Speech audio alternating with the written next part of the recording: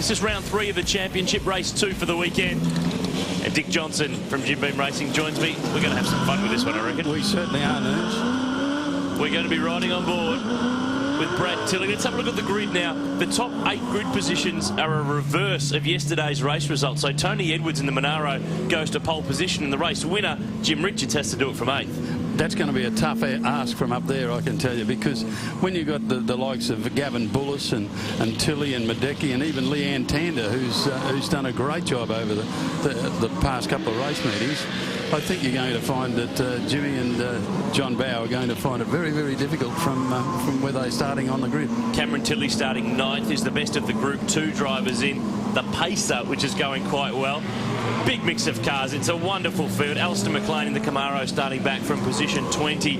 But the heat has really bitten some of them this weekend. Bob Middleton's debuting a brand new 40-year-old, get what I mean, Chevrolet Camaro, that the only driving it's done was from the workshop floor to the transporter, so needless to say they've had a few problems. Well, you're always going to have those sort of problems. You really need to test motor cars before they actually come and race, so the racetrack's not the place to be testing them on a race day. That should be done in the workshop and or on a test day.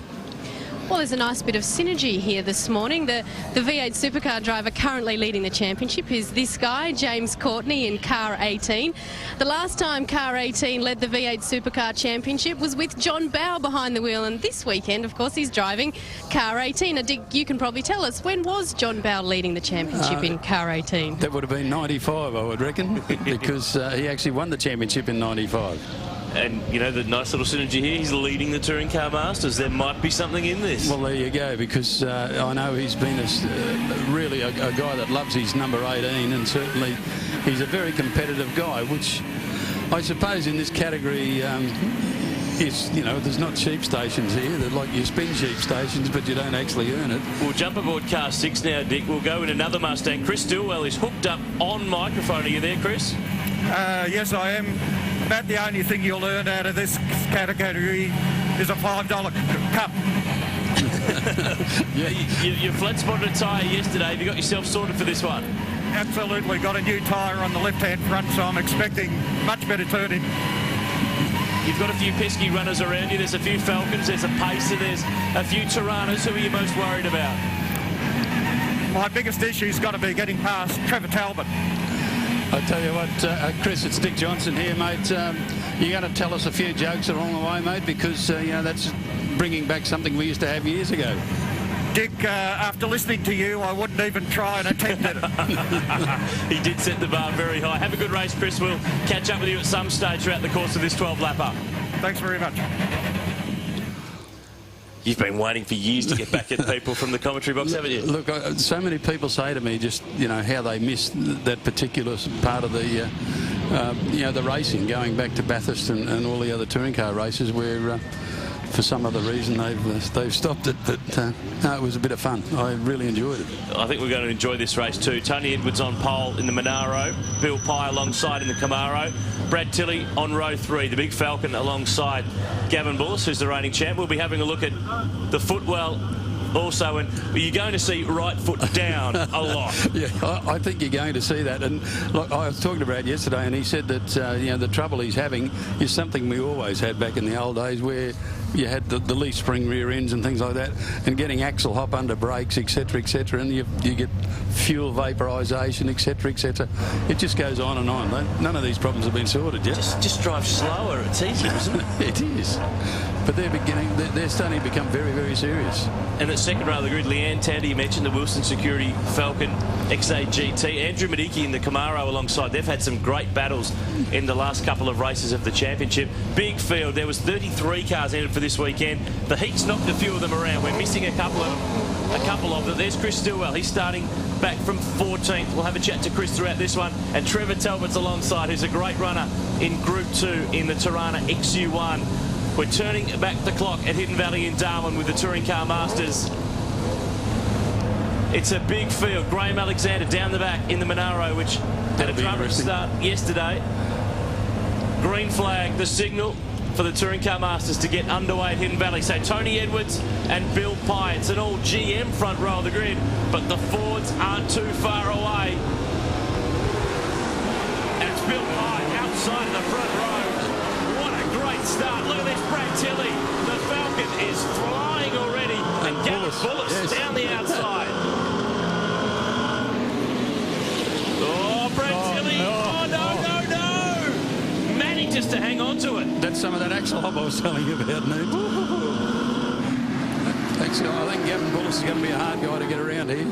And Jimmy Richards has come right up. And he went the long way around in the Falcon sprint, but that was the place to be.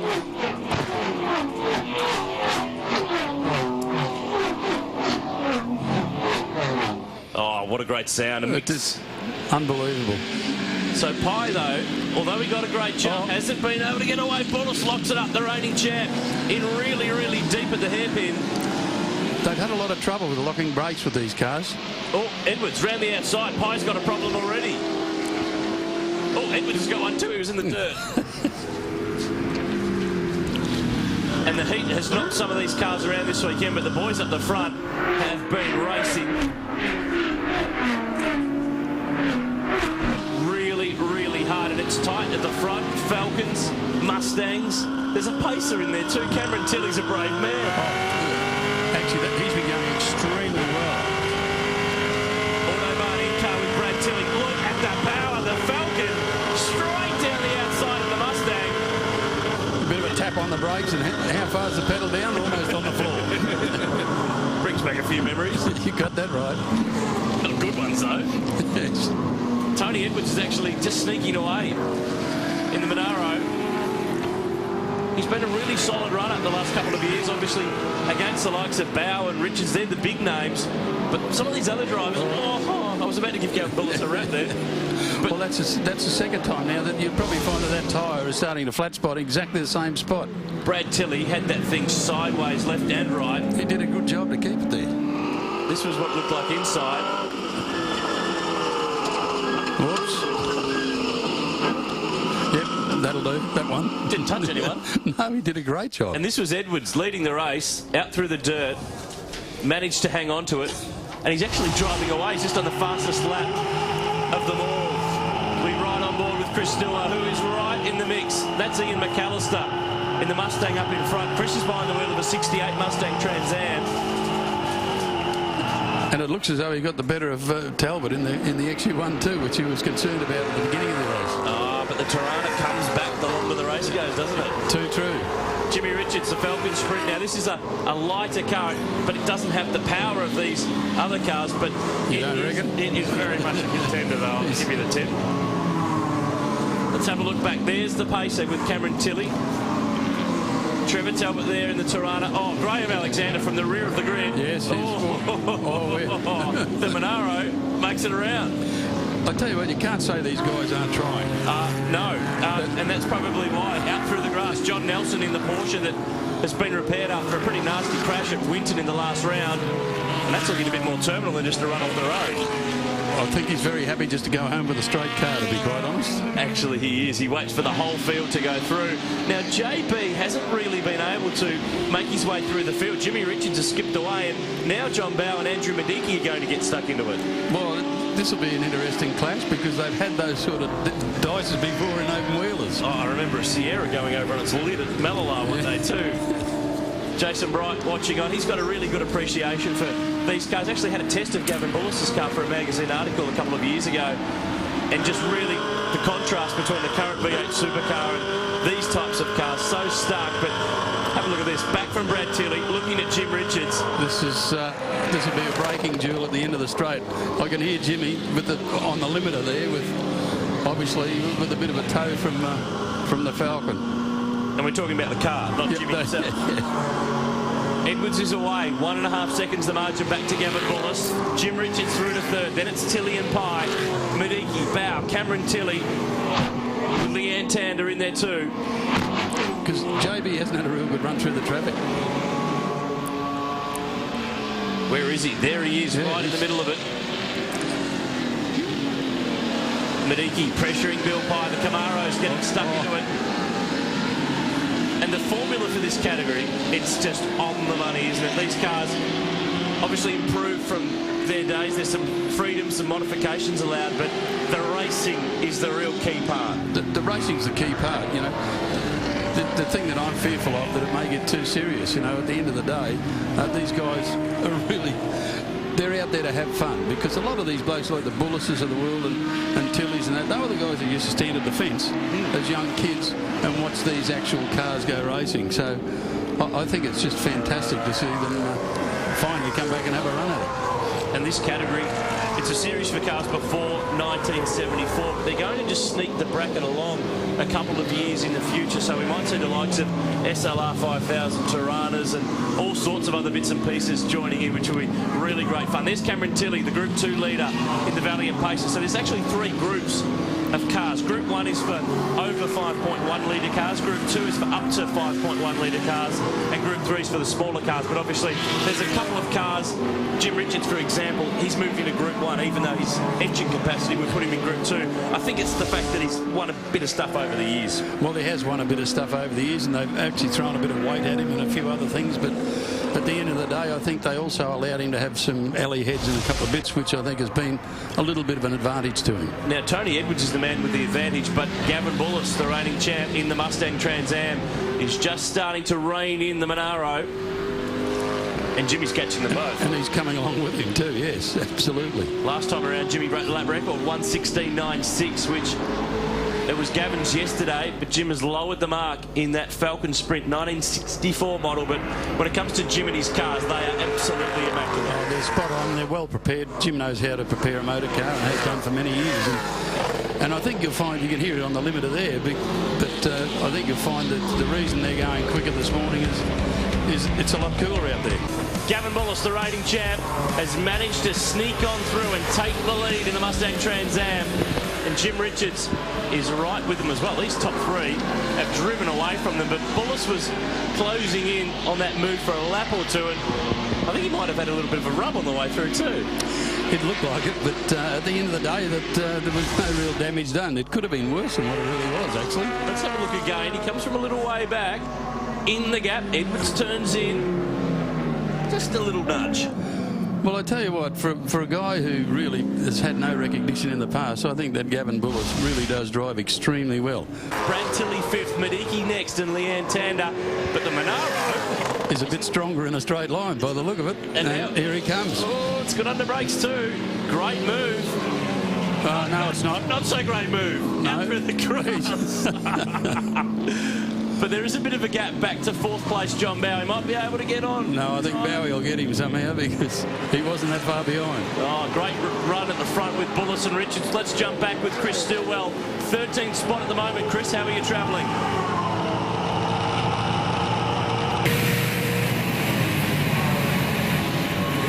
Oh, come on, stop!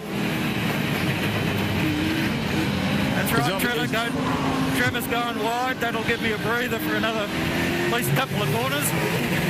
Have you got any tyres left there, Chris?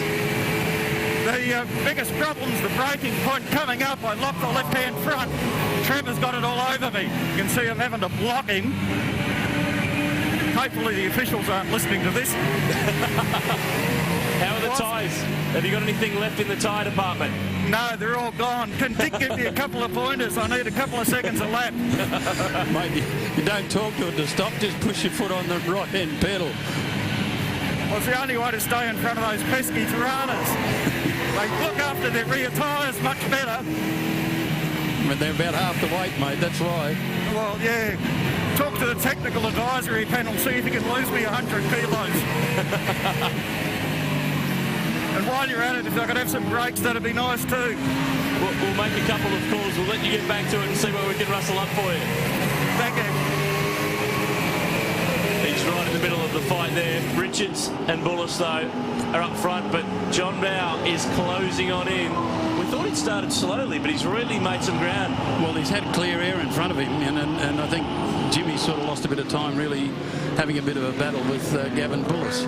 Trevor Talbot, the Tirana XG1, he's the reigning champ in Group 2, but up front, it's the same old two back at it again, isn't it? Yeah, it is the masters of going faster, but Bullis is running up in front and hanging on at the moment. And you can see his tyres are starting to go away a little bit because it's having a pretty good wobble everywhere. But he keeps it under control extremely well. That's what I said about the Monaro, and look what happened to it. Yeah, I know that, but you've got to put your foot on the brake earlier if you want to stop. Well, Richo's right in the toe here. He's trying to sneak across, but Bullis blocks the line, makes Jimmy go the long, long way. And it's the last lap almost. There's only a couple to go. Jimmy's trying to squeeze across, but JB might be a chance to sneak up here. Oh, round the outside. And this is good racing. These guys, you know, they have a tremendous amount of respect for one another. And he's pulled the move off. Great move from Jimmy Richards. Look at Here comes JB. Bowie. Filling the gap down the inside, and Bullis can't cover it in time. And Bowie's not one for taking prisoners either. But I think he's going to lose out up here. He's on the wrong side for the hairpin, but what a move from Jim Richards round the outside at turn 1. JB can just not quite get the run there. He wanted the inside for the next one, but from here on in, there's not really a passing opportunity. JB, be careful, those bonnets are expensive. He hates to dip into his own wallet, wouldn't he? Oh, he's having a little look, close, up over the curb, up over the grass. Todd Kelly from Jack Daniels Racing keeping an eye on this. I know he's a Chev man, but it's not their day. It's all Fords at the front. You got that right. Jim Richards, Gavin Bullis and John Bow, the master class in Touring Car Masters, checkered flag at the ready. And Gentleman Jim grabs it on the line. What a great race. Tony Edwards in 4th, flying the flag for GM. It'd be interesting to see where that leaves Jimmy in the championship. Well, it'll rocket him back up the order. Had a tough run at Winton last time we raced. And Leanne Tander and Andrew Madecki at Adam Still. Yep, 6th and 7th. Chris Stillwell here has managed to hang on so far. 1 corner to go. 13th overall. And the power of the Mustang should be enough to pull him through here. Mate, you'd be surprised. That Tirana's got 360 horsepower, which is about 130 more than what we used to have going back in the 70s. He's made it. He's home in 13th. Hey, Chris, you managed to hang on. Great job. Yeah, Trevor owes me a new rear bumper, but apart from that, I'm okay. We had a chat to category organisers. We couldn't get you any tyres. We couldn't get you any brakes. What else do you want? Somebody put some weight in Trevor Talbot's Tirana or pull a plug lead off or something. This category, it's Dick and I have been saying all race, it's a really great category, continues to grow, and the fans really standing at the side of the road, really enjoying it.